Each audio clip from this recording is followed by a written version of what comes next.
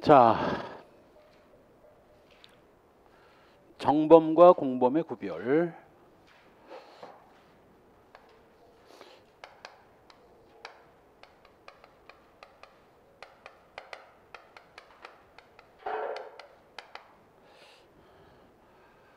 원래 범죄는 정범이 원칙이고, 원래 범죄는 정범으로 이루어지는 게 원칙이고, 보통 교사범 같은 경우에는 정범의 형으로 같이 처벌하지만 방조범 같은 경우에는 정범의 형에다가 2분의 1을 감경해서 처리하거든. 그런 점에서 보면 정범과 공범을 비교해 보면 뭐가 조금 가벼운 범죄라는 걸 알 수 있어요. 공범이 좀 가볍거든. 직접 죽인 놈하고 죽이는데 총을 빌려준 놈하고 사람을 직접 쏴 죽인 놈하고 죄질이 벌써 다르죠. 그렇다면 지금 두세 놈이서 같이 범죄를 저질렀는데 이 인간들을 정범으로 봐야 될 것인지 조금 죄질이 무겁고 공범으로 봐야 될 것인지 좀 죄질이 좀 가벼운 거죠. 이렇게 정범과 공범을 구별해야 되거든. 따라서 A, B가 죄를 저지르는데 갑이 가담을 했을 때 이 갑을 정범으로 보느냐 공범으로 보느냐에 따라서 갑의 죄책과 죄질이 달라지거든. 당연히 죄질이 달라지면 형량도 엄청 달라지죠. 그럼 이 갑을 정범으로 볼 것이냐 공범으로 볼 것이냐, 이걸 정범과 공범의 구별이라고 하고, 자, 여기서 정범과 공범을 구별할 때는 먼저 정범 개념의 우위성이라고 표현을 하는데, 먼저 정범의 개념부터 정하고, 정범 개념의 우위성.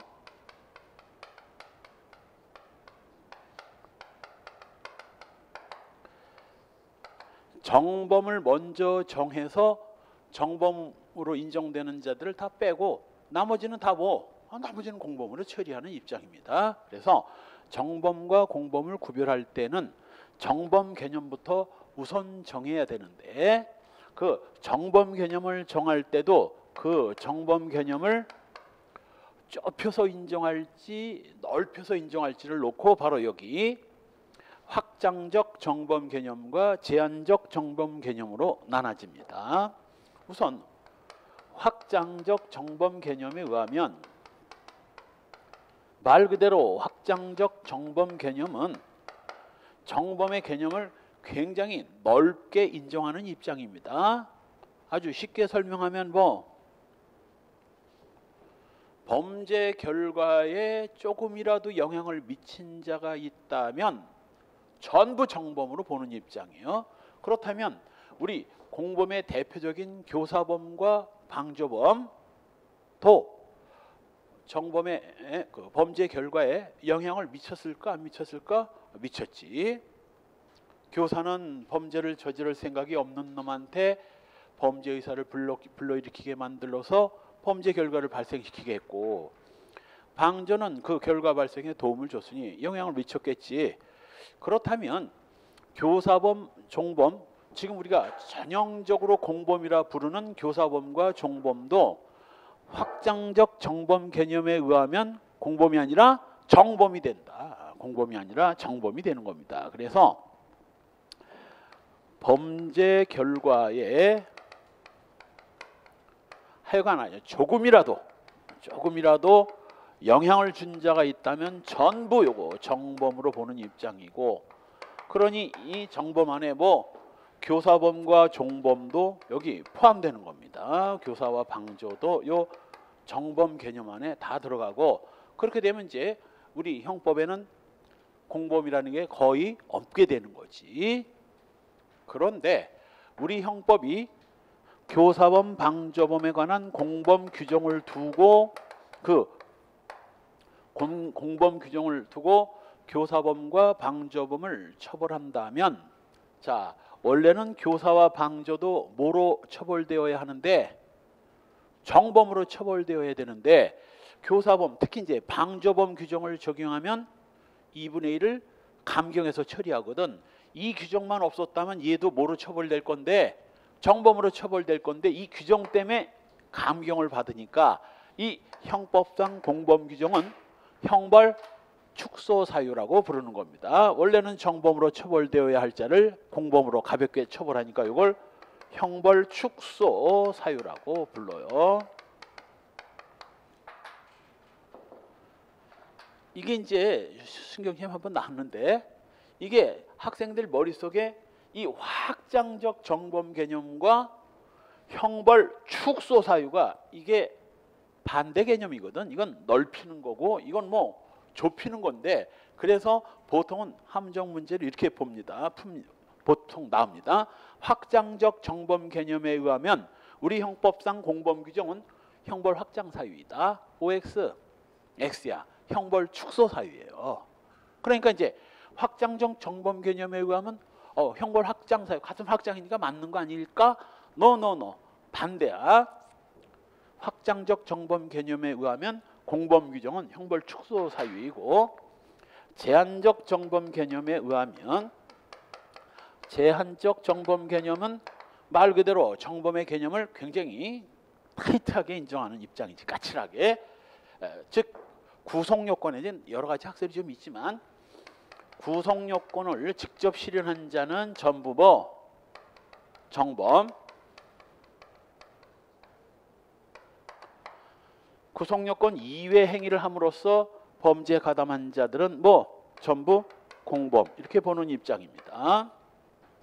따라서 교사범, 방조범은 적어도 구속요건을 직접 실현한 자는 아니니까 이거 뭐 공범이 되는 거고 조금 아까 얘기했듯이 원래 범죄는 정범이고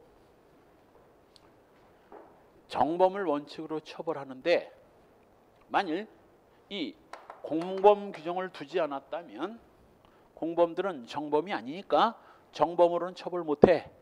따라서 공범 규정을 형법이 규정하지 않았더라면 얘들은 처벌이 안 될 놈들이에요. 그래서 정범으로 처벌될 수 없는 놈들을 공범으로 처벌하는 규정을 두고 있으니까 이 공범 규정은 뭐 처벌 안 될 요놈들을 특별히 규정을 해서 처벌하니까 이게 형벌 확장 사유가 되는 거예요. 그래서 반드시 똑같은 의미는 아니지만 아주 쉽게 기억하려면 뭐 정범이 확장되면 공범은 축소된다. 정범이 확장되면 공범이 축소된다. 정범이 제한되면 공범은 확장된다. 이렇게 기억하면 시험장에서 실수를 저지르는 일은 없을 겁니다. 그리고 이 제한적 정범 개념이 또 이거 뭐 뒤에서 보게 될 뭐 객관설 쪽 입장이 요 제한적 정범 개념과 일치하게 됩니다. 자, 이 괄호 2번 정범과 공범의 구별 기준. 자, 그렇다면 정범과 공범은 어떻게 구별해야 될까?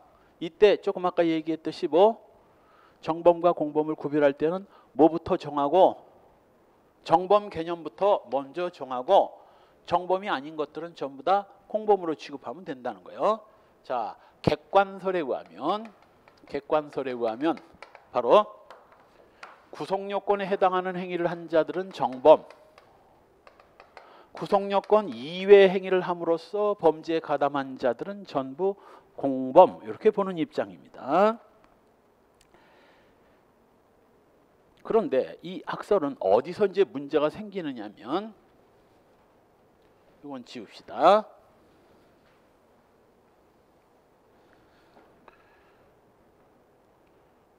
자, 지금 미혼모 A녀가 어린 베이비 B아이를 낳는데 갑자기 간호사한테 이 아이를 죽여달라는 거야. 이때 이 간호사 갑은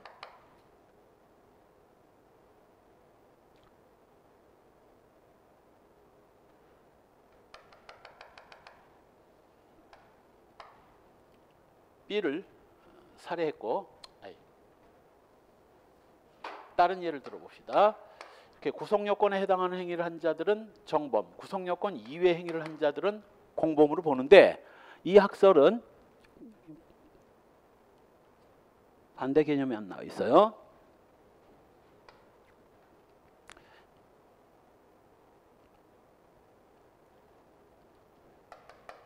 객관설, 주관설, 기능적 행위지배설.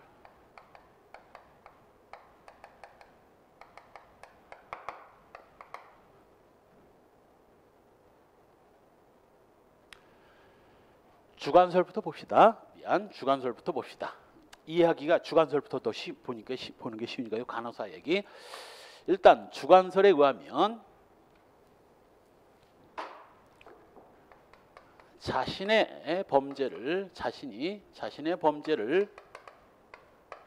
저지를 생각을 가지고 범죄에 가담한 자들은 정범,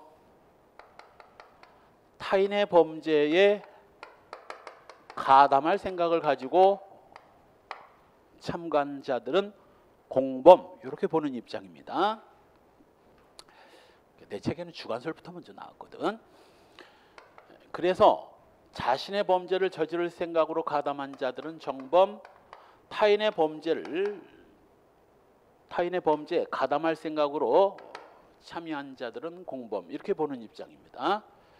보통은 일반적인 상황에서 요 갑이 A, B한테 돈이나 총을 주고 을을 죽여달라고 부탁해서 A, B가 을을 죽였다면 어떤 학설에 의하건 보통 A, B가 정범이고 갑이 공범이라는 건 일반적인 상황에선 거의 다 똑같은 결론이 나와요. 그러니까 이제 예민한 부분에 있어서 일반적으로는 다 비슷한 결론이 나오는데 요 예민하게 차이가 나는 부분에서 이제 학설에 따라 결론이 달리 나오지. 바로 조금 아까 얘기했던 미혼모 A녀가 B를 낳고 이 어린아이를 간호사 갑한테 죽여달라고 부탁을 해서 이 간호사는 정말 이 B를 죽일 생각일랑 일치 없어.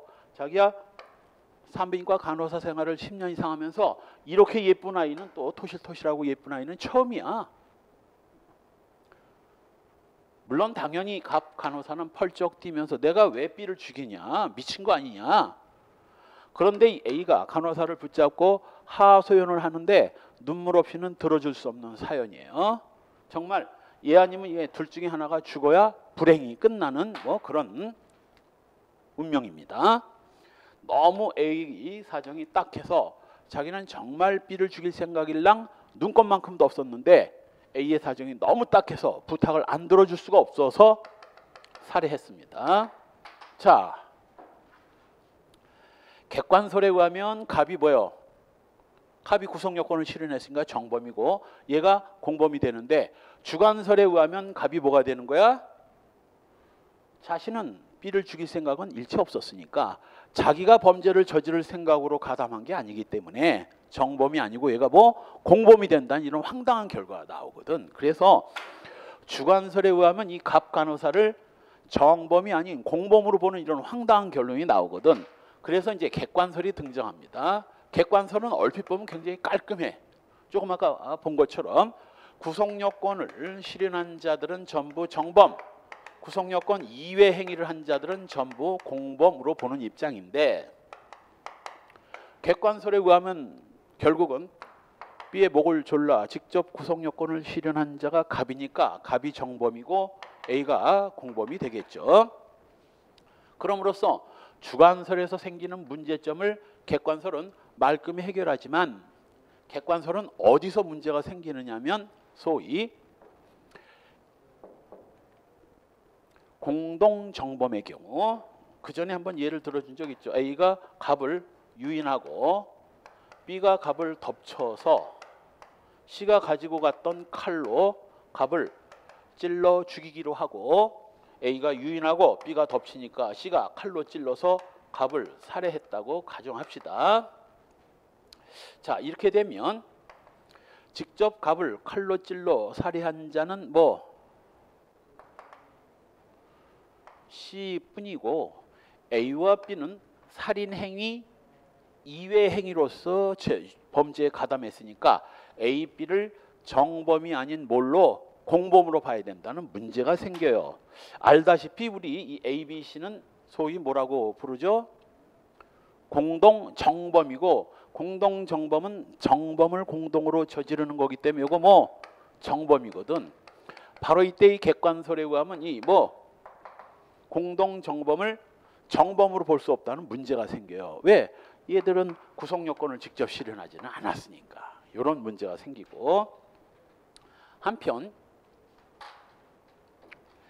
이런 객관설은 여기서 문제가 생기고 주관설은 여기서 문제가 생기니까 그래서 등장하는 게 우리 통설 판례 입장인 기능적 행위지배설입니다. 기능적 행위지배설.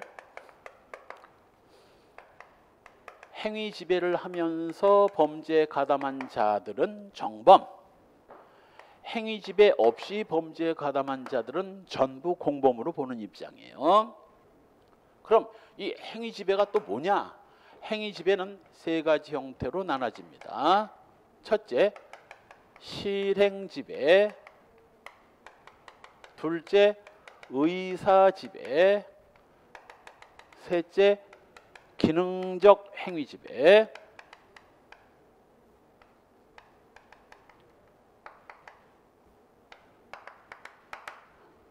그래서 기능적은 뺍시다. 행위지배설. 행위지배를 하면서 범죄에 가담한 자들은 정범, 행위지배 없이 범죄에 가담한 자들은 공범인데, 행위지배 형태가 이렇게 셋으로 나눠지고 실행지배는 단독 정범의 정범성의 표시가 됩니다. 바로 얘. 갑이 A한테 돈을 주고 A가 을을 총으로 쏴 죽인 경우 A 혼자서 을을 죽였다면 A가 뭐가 되는 거고? 단독 정범이 되는 거고, 갑은 뭐 교사범이 되겠지. 바로 이때 갑이 을을 향해서 총을 쏘는 행위, 이게 바로 뭐 자기가 살인이라는 범죄를 실행하기 위한 행위고, 자기 혼자서 바로 그 실행 행위를 혼자서 단독으로 지배함으로써 범죄 결과를 초래했다면 이게 뭐 이게 실행 지배고, 실행 지배에 행위 지배가 있는 자는 뭐 정범이 되는 거예요. 그럼 요 의사 지배는 또 뭐냐? 이 의사 지배는 간접 정범의 행위성을 결정하는 기준이 됩니다. 우리 원자행에서 잠깐 봤듯이 A가 정신 이상자 B한테 총을 주고 뭐 갑하고 총싸움 장난이나 좀 해보라고 했더니 아무것도 모르는 책임 능력 없는 B가 총을 갑한테 쏴가지고 갑이 사망에 이르게 된 경우, 자 객관설에 의하면 이거 뭐요? 행위 지배를 한 자는 B죠. B가 구속 요건에 해당하는 행위를 했고 위법성을 갖췄지만 B는 책임이 없어서 무죄입니다. 그렇다면 이렇게 B가 갑을 향해서 총을 쏘는 행위 지배는 B가 했으니까 B가 정범이고 A는 뭐가 돼야 돼요? 공범이거든. 정범이 아니니까 공범이지, 뭐 구속 요건에 해당하는 행위를 하지 않았으니까 얘를 소위 공범이라고 봐야 되는데, 우리 형법상 A를 공범이 아닌 뭘로 봐요? 간접 정범으로 보거든.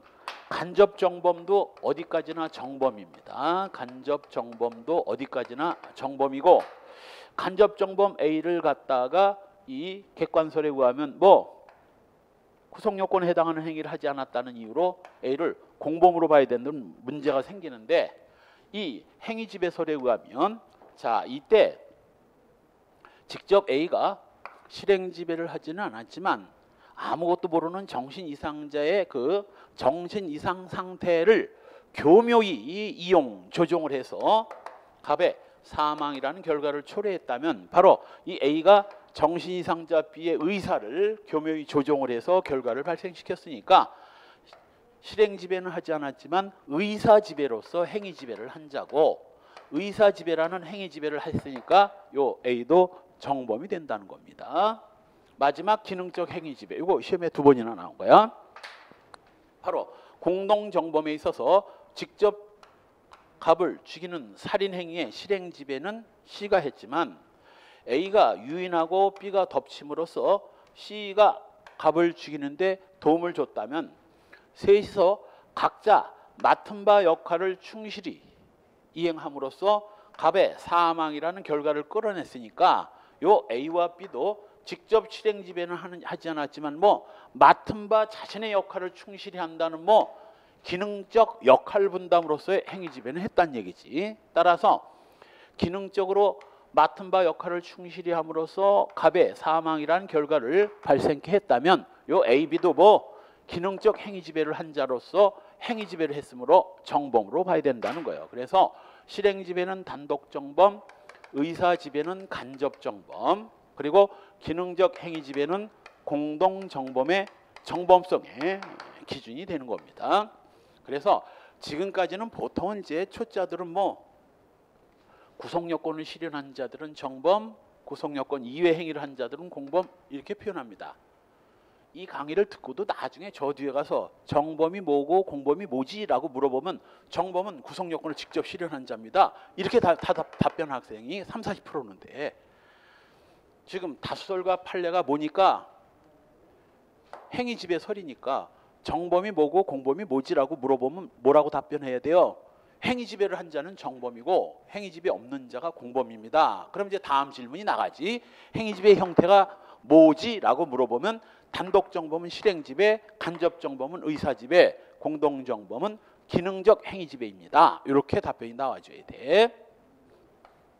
그런 답변이 따박따박 나와줘야 뭐 시험에서 90점 가까이 맞을 수 있는 겁니다. 그리고 지금 우리는 문제풀이를 안 하지만 문제풀이를 하면 200문제를 푸는데 200문제를 풀면서 내가 계속 질문을 날린다고 이 예문에 해당되는 판례가 뭐가 있지 하면 뭐 따다닥 나와주고 반대 판례가 뭐지 하면 따다닥 나와줘야 돼. 그 정도 나와줘야 시험장에서 90점 이상을 맞을 수 있는 거예요. 90점 이상을. 자, 따라서 정범은 뭐 행위지배를 하면서 가담한 자, 행위지배를 한 자 정범. 공범은 행위지배 없이 가담한 자 공범. 자, 그 중에서 공범의 종속성. 바로 이때 공범은 자, 정범은 여기서 설명한 것처럼 뭐 행위지배를 했으니까 정범이 되고 또 범죄가 성립되고 처벌받는데 그럼 행위지배도 하지 않은 자 또는 뭐 전혀 구성요건 행위를 하지 않은 자를 왜 범죄로 규정해서 처벌하느냐? 얘들은 왜 범죄가 되느냐? 행위지배도 안 했고 구성요건도 안 했는데 왜 범죄가 되느냐를 놓고 바로 뭐 이 공범의 종속성설과 공범 독립성설이 대립하는 겁니다. 공범 독립성설에 의하면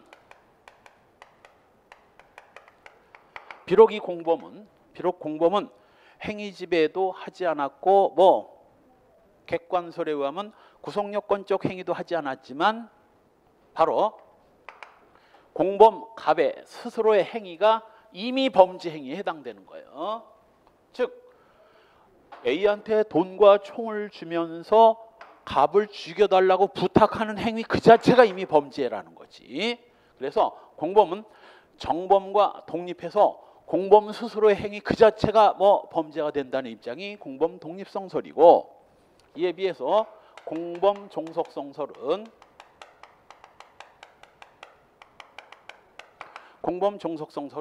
공범이라는 건 공범만 독립해서 범죄가 성립된다는 게 말이 되느냐. 적어도 정범이 어떤 범죄 행위를 하고 어떤 결과를 발생시켜 놔야 정범이 발생시켜 놓은 결과에 종속 붙어서 공범이 성립하는 것이다. 이게 공범 종속성설입니다. 자, 정범이 발생시켜 놓은 결과에 종속해서 성립한다. 우리 저 앞에서 구파와 심파 중에서 형법이론 구파와 심파 중에서 행위와 결과를 중시하는 학파가 뭐였지? 구파였죠. 그렇다면 공범 종속성설은 어디서 주장되는 학설이라는 걸 알 수 있다. 객관주의, 주관주의. 구파, 객관주의에서 주장하는 학설이라는 걸 알 수 있습니다. 이에 비해서 공범 독립성설은 뭐 사람을 죽여달라고 부탁하는 요 갑의 행위 그 자체가 이미 뭐 요거 위험한 놈이지. 요거 아주 위험한 놈이지. 바로 이 갑의 갖고 있는 생각 자체가 이미 법적으로 굉장히 위험하기 때문에 그 자체가 이미 범죄가 성립된다는 공범 독립성설은 뭐 주관주의를 중심으로 중시하는 요 심파 심파 입장에서 나온 학설이라는 걸 알 수 있습니다. 한편 그럼 공범이 정범에 종속하는데 어느 정도를 종속하느냐를 놓고 뭐 최소 종속, 제한 종속, 최소 종속 형식, 제한 종속 형식, 극단 종속 형식, 최극단 종속 형식 등이 있습니다.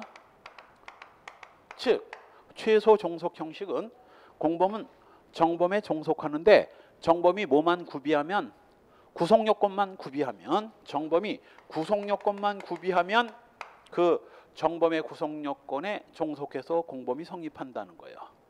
위법, 책임 이건 안 갖춰도 공범이 성립된다는 거지. 이에 비해서 제한 종속 형식은 정범이 구성 요건뿐만 아니라 뭐 위법성까지 갖춰야 여기에 종속할 수 있다. 극단 종속 형식은 뭐겠어? 구성 요건, 위법, 뭐까지? 책임까지 갖춰야 공범이 성립한다. 최극단 종속 형식은 책임 다음에 나오는 게 뭐지? 범죄론 체계. 형벌. 형벌은 형벌인데 일반적인 범죄는 세 가지 요소만 갖추면 범죄가 완성되고 형벌권이 발생되는데 일반적인 범죄들은 특별한 범죄는 하나를 더 갖춰야 비로소 형벌권이 발생되는 그런 것들이 있고 이걸 뭐라고 그랬어요? 이걸 내가 범죄론 체계 설명하면서 이 범죄론 체계가 머릿속에 떠나는 그 순간부터 형법 공부는 다 헛삽질이 된다고 해서 하루아침에 안 된다고 그래요. 하루아침에 여러 번 이렇게 나한테 뭐 까이고 디스를 당해야 그래야 몇 번을 혼나야 이제 겨우 머릿속에 정립이 되는 거지.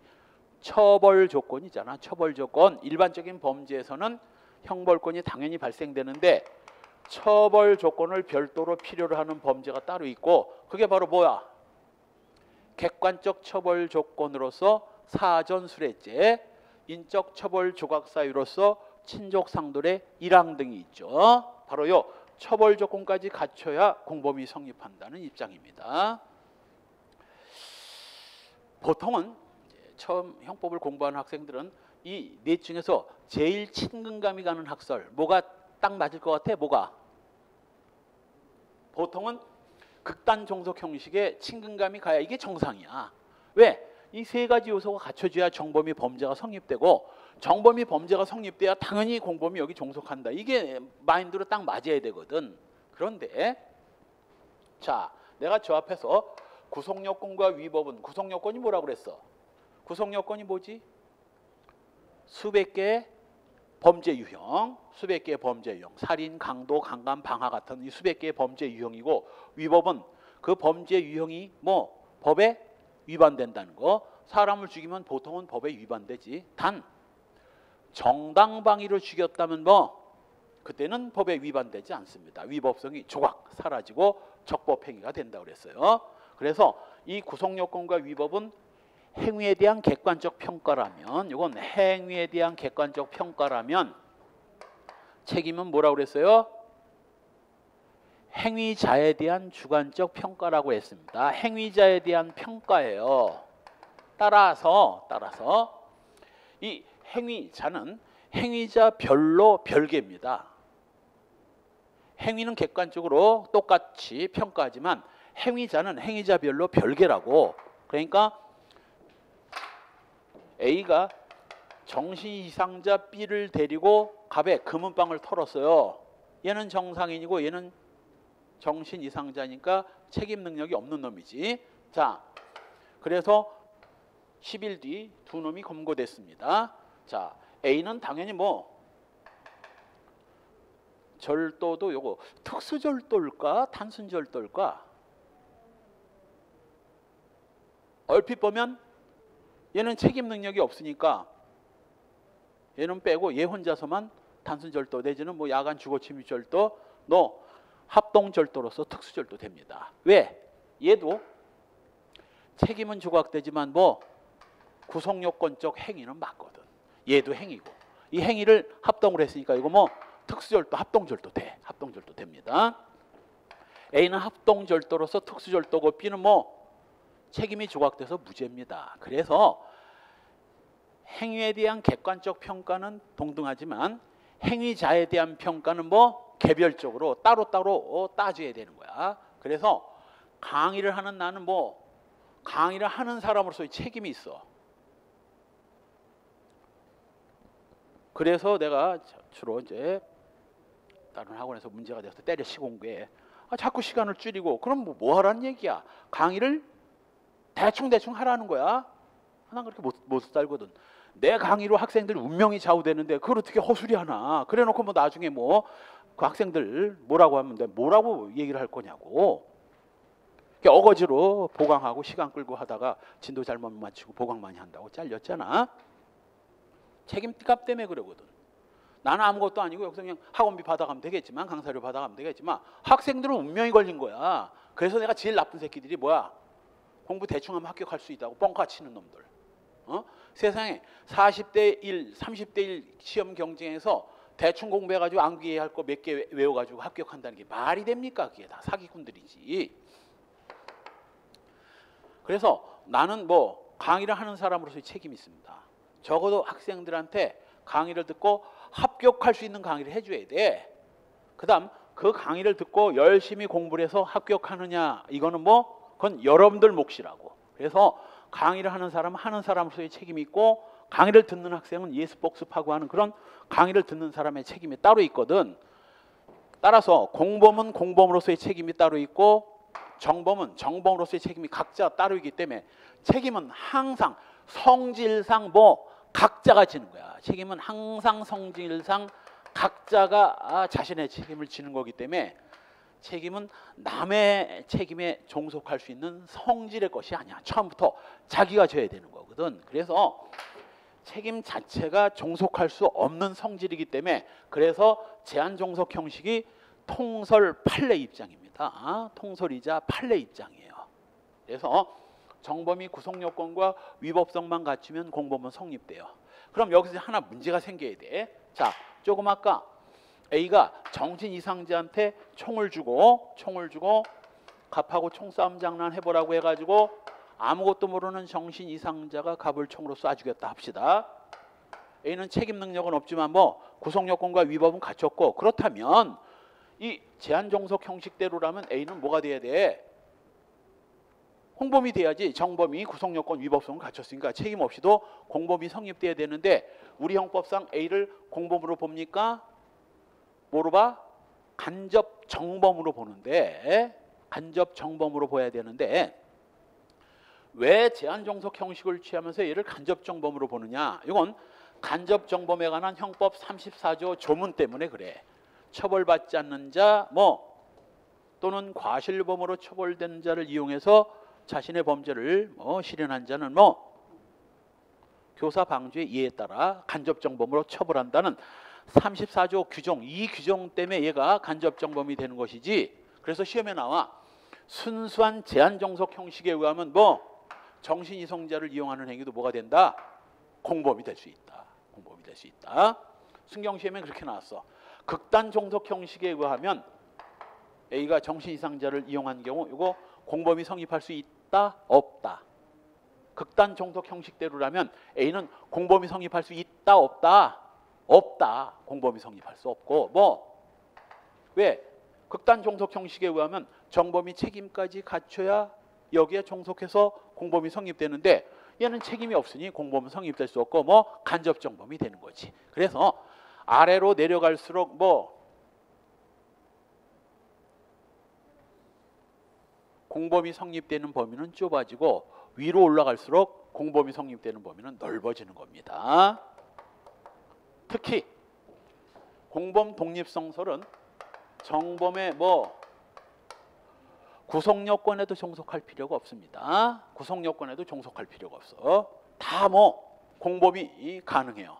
그렇다면 뭐 이 공범 독립성설은 간접 정범의 개념을 인정을 안 해요. 왜? 100% 공범이 성립되니까. 정범이 구성요건을 실현하지 않아도 공범이니까 이건 100% 공범이 성립되기 때문에 간접 정범이 성립될 여지가 없지. 그 대신 아래로 내려갈수록 뭐 간접정범이 성립될 여지가 많아집니다. 왜? 이 여러 개 중에 단 한 개라도 구비하지 못하면 공범은 안 되는 거고, 공범이 안 되니까 뭐가 되는 거야? 간접정범이 되거든. 그렇다면 공범 독립성설은 간접정범이 뭐? 제로예요. 다 공범이 되기 때문에 간접정범이 없어. 공범 독립성설은 간접정범이라는 개념 자체를 인정 안 해. 그래서 우리나라에서 학자들이 뭐 우리나라 형법에서는 이 공범 독립성설을 뭐 취할 수가 없어. 왜? 엄연히 34조에서 간접정범을 인정하고 있는데 간접정범을 인정하지 않는 공범 독립성설을 우리 형법에 끌고 들어올 수는 없는 겁니다.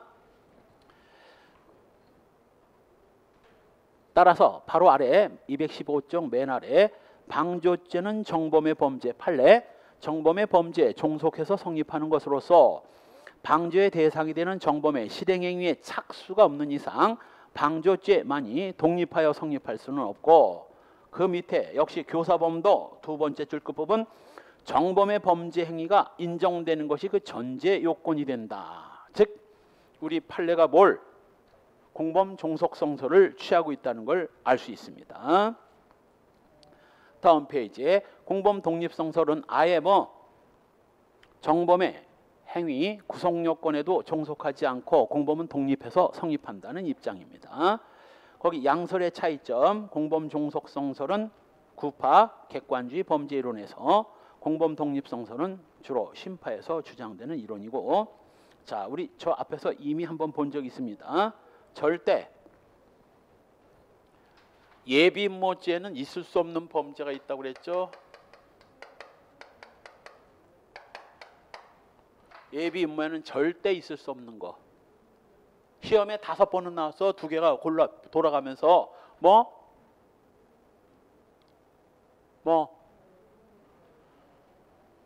강간죄는 예비임모를 처벌하지 않죠. 근데 논리적으로 강간죄는 예비임모가 가능한데 처벌을 안 하는 거고, 처음부터 불가능한 게 있다고. 예비임모에서는 절대 불가능한 거. 지금 볼 뭐 공범이 불가능해. 왜? 공범이 성립되려면 정범이 실행에 착수를 해서 뭐 최소한도 구성요건과 위법은 갖춰야 공범이 성립되는데, 예비임모는 실행에 착수를 안 했으니 개코나 무슨 구성요건을 어떻게 갖춰? 혹시 공범 독립성설에 의하면 모를까? 예비임모에는 절대 공범이라는 건 있을 수가 없어요. 시험에 여러 번 나온 거야. 교사범, 방조범 그런 거 없습니다. 단 이것도 시험에 나왔어. 뭐는 된다? 교사, 방조는 안 돼도 공동정범은 된다. 공동정범. 또 하나, 미수가 안 돼. 미수. 왜? 미수라는 것도 실행에 착수한 뒤에 생길 수 있는 문제이기 때문에 미수라는 건 있을 수가 없어. 그래서 예비를 중지 미수하는 경우에도 원칙적으로 뭐 필요적 감면, 중지 미수에 관한 필요적 감면 규정을 적용할 수가 없는 겁니다. 그러다 보면 무슨 일이 생겨? 예비의 중지 미수가 그냥 중지 미수보다 더 범죄형이 무거워지는 그런 황당한 결과가 생기니까 그때만 예외적으로 중지 미수 규정을 적용해 주자는 게 우리 다수설의 입장이고, 판례는 얄짤없어요. 한편 공범과 신분, 이건 나중에 뭐 저 뒤에서 보게 될 거고, 자살관여죄. 이 자살관여죄라는 게 바로 뭐 자살을 교사 방조해서 자살케 하는 범죄입니다. 그럼 얼핏 보면 말이죠, A가 B를 자살을 하도록 사주를 해서, 자살하라고 사주를 해서 B가 자살을 해서 사망했습니다. 그러면 B는 자살죄라는 범죄는 없지. 자살이 죄가 되지 않는 이유가 뭔가? 맨 뒤에 뭐 때문이야? 셋 중에서 책임. 자살이라는 구성요건이 있고 위법한데 책임이 조각돼서 안 되는 건가? 자살죄라는 범죄 구성요건 자체가 존재하지 않아. 자살이라는 범죄는 없어요. 그래서 B는 구성요건 단계에서 죄가 되지 않는 거고, 그렇다면 뭐요? 일단 자살죄의 교사범이라는 건 있을 수 없다는 걸 알 수 있습니다. 그런데 자살 교사죄라는 범죄가 있잖아요. 자살 교사죄, 자살 방조죄 둘을 합쳐서 자살 관여죄라고 하는데, 자, 여기서 바로 자살 교사죄는 자살죄의 교사범이 아니라 자살 교사죄라는 특별한 범죄의 유형일 뿐입니다. 그래서 자살 교사죄는 자살죄의 교사범 절대 아닙니다. 자살죄의 교사범이란 있을 수가 없는 거야. 그냥 자살에 관여하는 행위를 우리 형법이 자살 교사죄라는 범죄로 특별히 규정을 해서 처벌하고 있는 것이다. 이렇게 보게 됩니다. 공범 종속성설에 의하면. 왜? 공범 종속성설에 의하는 한 절대 자살죄 교사범 같은 건 있을 수가 없거든. 예비죄 공범이 있을 수 없듯이 자살 교사죄도 정범이 구성 요건이 없는데 무슨 공범이 성립돼? 공범이 성립되려면 구성 요건과 위법을 갖춰야 되는데 정범이 구성 요건을 구비하지 않았는데, 예비모죄는 정범이 실행에 착수를 해서 구성 요건을 구비하지 않아서 공범이 성립될 수가 없고, 자살 교사죄도 역시 이건 구성 요건 자체가 아예 존재하지 않기 때문에 공범은 성립될 수가 없고, 절대 공범으로 처벌 못하고 혹시 간접 정범이 된다든가 할 수는 있어도 절대 공범은 불가능한 겁니다. 그래서 자살 교사죄는 자살죄 교사범이 아니에요. 그냥 자살죄의 그냥 정범에 해당되는 거죠, 일종의. 그래서 거기 도표 맨 아래에 자살 관여죄 뭐로 돼 있어요? 공범 종속성에 대한 예외로서 특별한 규정이지만 공범 독립성설에 의하면 정범의 실행행위 없이도 공범이 성립 가능하니까 너무나 당연한 규정이다. 이렇게 보게 되는 거죠. 종속성의 정도는 이미 봤고 참고란 이미 설명했습니다. 한편 다음 페이지에 공범의 처벌 근거. 그럼 공범은 왜 처벌하느냐? 이제 범죄는 어떻게 성립한다고? 공범은 정범에 종속해서 정범이 구성요건과 위법을 실현했으니까 공범도 범죄가 된다. 그러니까 처벌의 근거. 그럼 왜 처벌하느냐? 여기서 두 번째 줄 끝부분 정범의 범행에 가담함으로써 정범으로 하여금 유책한 행위를 하게 했다는 요 책임 가담설과 이 정범의 행위에 가담하여 정범으로 하여금 불법한 행위를 가능하게 했다는 점에 있다는 불법 가담설. 그리고 3. 공범 행위로 인해서 사람을 죽이라는 행위반 가치로 인해서 B가 을이 A에 의해서 죽어버리는 결과가 발생됐으니까 이거 법익 침해 결과반 가치를 야기했기 때문에, 즉 공범, 교사 등으로 행위반 가치를 실현하고 정범이 기어이 결과반 가치를 실현했기 때문에 공범이 처벌된다는 순수 야기설. 마지막이 다수설입니다. 정범의 범행을 야기하거나 촉진한 점에 있으나 공범의 처벌 근거는 범행을 야기 촉진했기 때문이고 공범 불법의 근거와 정도는 정범에 종속해서 정범이 구성요건적 결과를 발생시켜야 처벌, 불법의 근거와 정도는 여기서 나온다는 거예요. 자, 그래서 우리 형법상 정범에 뭐가 있어요? 보통 단독 정범이 있지만 조금 아까 봤던 간접 정범도 정범이고, 그다음 공동 정범도 정범을 공동으로 저지르는 겁니다. 공동 정범도 정범이고, 또 독립 행위의 경합도 요거 정범입니다. 독립 행위의 경합이란 2인 이상이 동일한 객체에 대해서 전혀 의사 연락 없이 동일한 객체에 대해서 범죄 행위를 저지르는 걸 이걸 독립행위의 경합이라고 합니다. 그래서 이 네 개가 정범이고 공범은 둘이지 교사범과 종범. 그래서 요 네 개는 뭐가 있기 때문에 행위 지배가 있기 때문에 정범이고, 실행 지배, 의사 지배, 기능적 행위 지배, 요것도 실행 지배가 여러 개가 우연히 경합된 거예요. 요거 실행 지배라는 행위 지배가 있는 거고, 교사범과 종범이 요거 공범이 되는 겁니다. 그런데 일반적인 범죄는 이게 원칙이야. 형법에 규정된 모든 범죄는 앞에서 본 필요적 공범을 빼고는 다 이걸 전제로 하고 있거든. 그러니까 이 단독 정범에 대해서는 별도로 설명할 필요가 없어. 구성요건 자체가 이미 다 단독 정범이니까 뭐부터 간접 정범, 공동 정범, 독립행위의 경합 이렇게 설명 들어가는 겁니다. 이 책에서는 뭐 공동 정범, 조문상으로도 공동 정범이 먼저예요. 2인 이상이 공동하여 죄를 범한 때는 각자를 그 죄의 정범으로 처벌한다. 우리 저 앞에서 잠깐 배운 적이 있습니다. 그 의 세 번째 줄 뭐 일부 실행 전부 책임의 원리에 의해서 각자가 맡은 바 역할을 분담해서 실행했다면 일부만 실행했다 할지라도 그 발생된 결과 전부에 대해서 책임을 지는 겁니다. 따라서 공동정범은 독립행위의 경합과 이것도 기출문제로 나온 거야. 오래전에 결정적인 차이점이 뭐예요?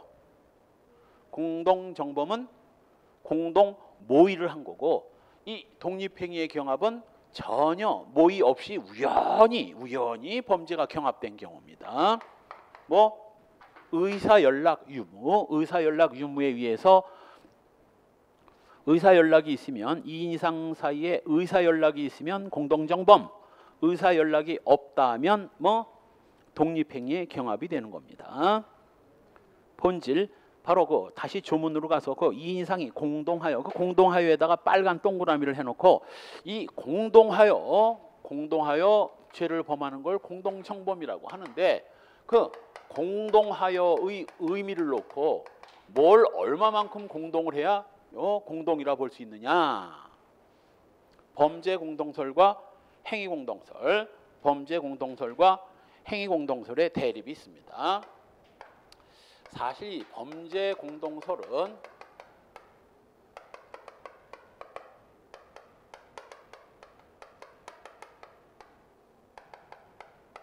여러 차례에 걸쳐서 학설이 좀 변화되어 있습니다. 변화됐어요. 이 범죄 공동설에서 책엔 지금 안 보이는데 제일 먼저 주장된 건 소위 고의 공동설이었습니다. 즉, 이 공동정범의 공동이란 고의를 공동해야 공동성이 인정되고 그래야 공동정범이 된다는 거야. 자, 예를 들면 A가 B한테 갑을 죽여버리자. B가 오케바리 너 없었으면 나 혼자라도 갑을 죽이려고 했었어. 둘이 죽이면 더 완벽하지. 그래서 둘이서 갑을 살해했습니다. 자, A의 고의도 갑에 대한 살인, B의 고의도 갑에 대한 살인, 두 사람 고의가 100% 완벽하게 일치해야 고의의 공동성이 인정되고 그래야 공동정범이 성립한다는 거야. 그런데 이 고의 공동설은 공동정범의 성립 범위가 너무 좁아가지고 A, B 사이에 조금이라도 고의가 삐그러지면 고의의 공동성은 깨지고 고의의 공동성이 깨졌다면 공동정범은 안 되고 공동정범이 안 되면 뭐가 되는 거야? 독립행위의 경합, 동시범이 되는 겁니다. 자, 예를 들면 A가 B한테 갑처인간을 평생 걸어다니지 못하게 만들자. 이때 A는 갑에 대한 중상해를 예상하고 B한테 제안을 했는데 B는 그걸 뭘로 평생 걸어다니지 못하게 만들자가 죽여서 파묻어버리자라는 의미로 받아들입니다. 그래서 A는 중상해를 가하고 B는 갑을 향해서 살인을 가해서 갑이 사망했다면 두 사람 사이에 고의의 공동성이 있다 없다? 없다. 고의가 깨졌지. 다르잖아 고의가 서로. 그럼 A, B는 공동정범이 아니라 동시범 내지는 독립행위의 경합에 불과하다는 거야. 공동정범보다 훨씬 가볍습니다. 그래서 자, 이런 경우까지 공동성을 인정 안 하면 개코나 공동정범이 성립될 여지가 얼마나 되겠냐.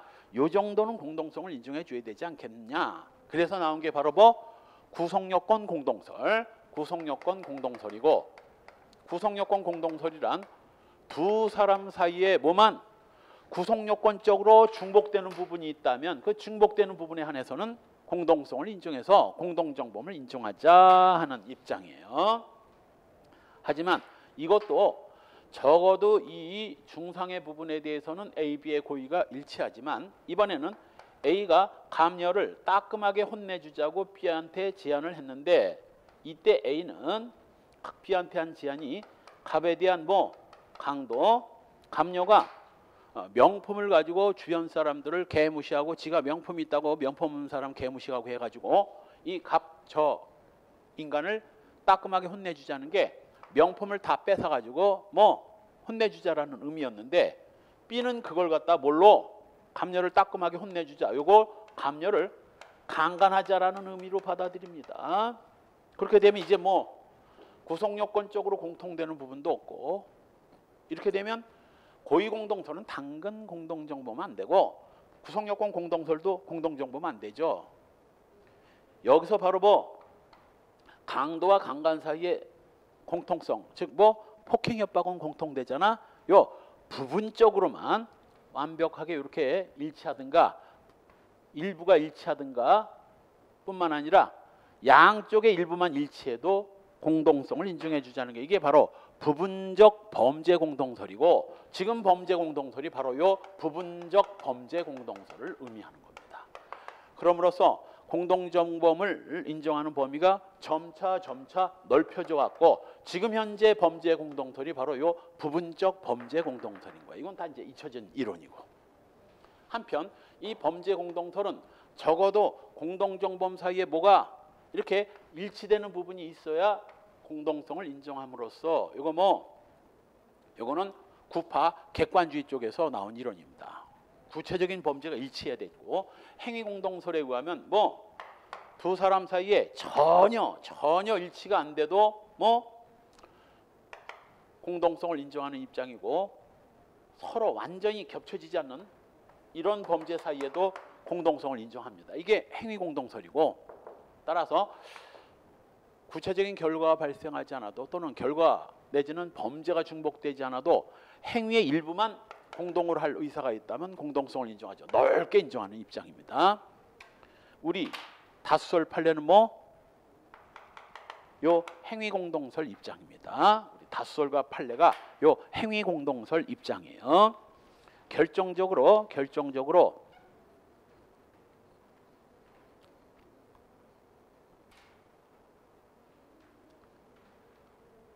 결론 218쪽 맨 위의 결론 범죄 공동설에 의하면 이종 다른 종류 수개 구성요건 사이의 공동정범 같은 것들은 뭐 전부 인정을 안 하는데 우리 형법이 수개 범죄 사이에도 공동정범을 인정할 뿐만 아니라 이거 첫 번째 줄 끝 부분 승계적 공동정범, 부분적 공동정범, 특히 과실범의 공동정범 같은 것들을 인정하려면 행위공동설을 취하지 않으면 절대 안 됩니다. 특히 두 번째 줄 중간에 고의범과 과실범은 자 보세요. A는 고의로 갑을 다치게 하고 B는 과실로 갑을 다치게 했다고 합시다. 고의와 과실은 중복이 될 수 있다 없다? 없어. 왜? 고의는 범죄 사실을 인식한 거고 과실은 범죄 사실을 인식하지 못한 거기 때문에 인식한 것과 인식하지 못한 것은 이건 이건 중복될 수가 없어. 서로 완전히 삐뚤어지는 거지. 바로 이 고의범과 과실범 사이에 범죄 공동설은 절대 고의와 과실 사이의 공동성을 절대 인정할 수 없지만 행위 공동설에 의하면 자 보세요. 살인행위, 갑에 대한 중상해 행위,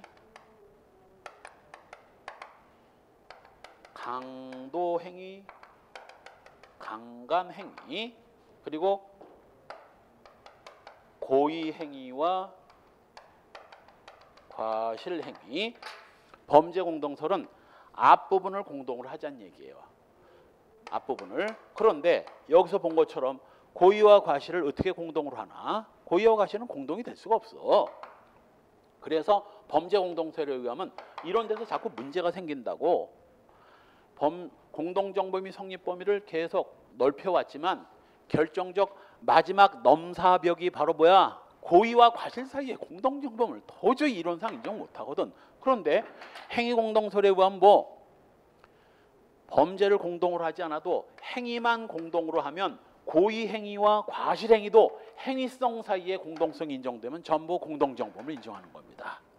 그래서 행위 공동설에 의할 때 바로 고의 행위와 과실 행위, 과실 행위와 과실 행위 사이에서도 공동성을 인정하고, 우리 대법원이 과실범의 공동정범을 인정한 대표적인 예가 뭐가 있어요? 이거 모르면 안 돼. 과실범의 공동정범을 인정한 판례 뭐 한두 개인가 여러 개지. 뭐 그렇지. 성수대교 붕괴 사건. 건설 공사를 한 놈, 넘겨받은 놈, 유지관리를 한 서울시 직원들 전부 관련자들을 전원 다 공동정범으로 처벌했고, 삼풍백화점 붕괴 사건, 부산 구포역 무궁화호 탈선 사건 전부 다 뭐 과실의 공동성을 인정해서 싸그리 다 처벌했어요. 또 시험에 다 나온 거야. 또 뭐 운전병과 선탑자가 음주운전을 하다가 사고를 낸 것도 이거 뭐 두 놈이 다 술 처먹고, 아니 선탑자가 뭐를 해야 돼? 운전병이 술을 처먹는 건 물론 좋은 걸 감시하고 딴짓하는 걸 감시하는 게 선탑자거든. 그래서 군대 FM 필드 메뉴대로 하면 사실 문제가 없어. 꼭 이 원칙을 뭐 무시하니까 문제가 생기는 거야. 원칙을 무시하니까 문제가 생기는 거야. 세월호도 바로 뭐 원칙대로만 했다면 그게 왜 세월호가 가라앉고 문제가 생겼겠어? 그럼 뭐 제주도로 가는 그 철근 실으려고 무리하게 적재를 했다가 배가 너무 무게가 많이 실리니까 조금만, 더군다나 물살이 센 데서 조금만 커브 잘못 키니까 뭐 넘어간 거지. 대충 나왔죠? 이 배 밑에다가 저 물을 채워야 되는데 균형을 잡으려고 무게가 많이 실리니까 이 물 무게 때문에 가라앉게 생겼으니까 물을 뺀 거지. 물을 뺐으니 이 무게는 있고 그냥 조금만 삐끗해도 그냥 가라앉게 돼 있었던 거지. 거기다가 또 하나 뭐 이걸 또 뚫었다고 그랬죠. 원래 일본에서 배를 사가지고 이걸 뚫어가지고 개조를 했대요. 이 안으로 또 물이 엄청나게 솟아들어. 배가 그렇게 쉽게 침몰 안 한다고 하더라고. 어지간하면 불법 개조를 해가지고 물이 아주 쉽사리 쑥 들어올 수 있도록 만들어가지고 3, 40분 만에 불법 개조. 다 원칙을 지키지 않은 인재들이거든. 인재.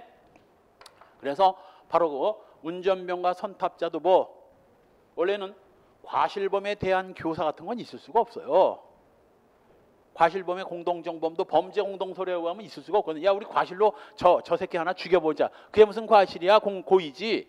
예, 논리상으로는 뭐 범죄 공동설에 의하면 과실범의 공동정범은 불가능하지만 행위 공동설에 의하면 뭐 같이 술 처먹고 운전을 했다느니, 선탑을 하고 운전을 했다뇨, 과실의 공동행위만 인정돼도 과실범의 공동정범을 인정하고, 이게 우리 판례와 다수설의 입장이고, 여기에 해당되는 판례들이 바로 삼풍백화점 뭐 이런 판례들인 거예요.